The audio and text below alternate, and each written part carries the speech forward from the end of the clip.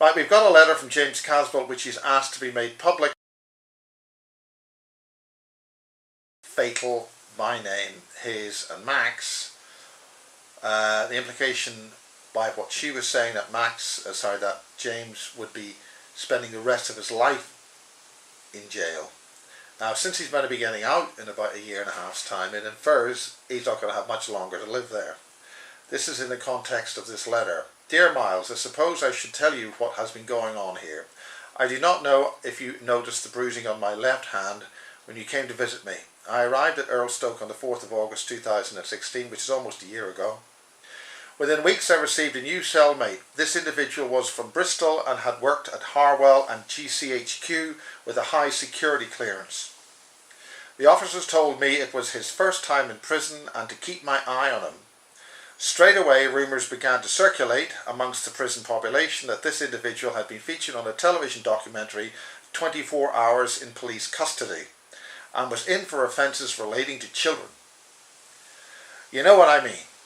I am not necessarily saying I agree with what he may or may not have done. However, the majority of the prison turned against him and I felt sorry for him.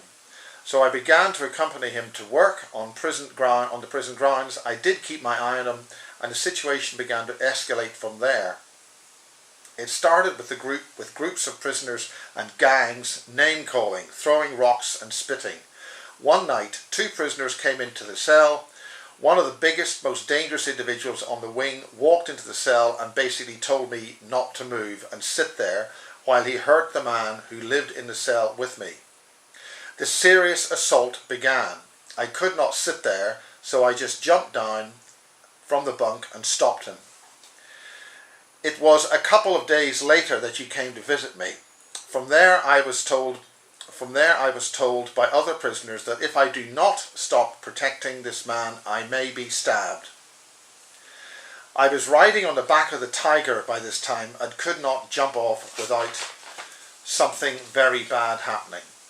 I stayed in the cell with him, and at this time before Christmas we were trapped on the wing and I kind of lost track of time. We were locked behind our door most of the time for security reasons and must have gone on for months. Prisoners were constantly kicking the door and urinating through the door. Eventually he was shipped to another prison. It upset me to recount all this. I think it is time we went public with this.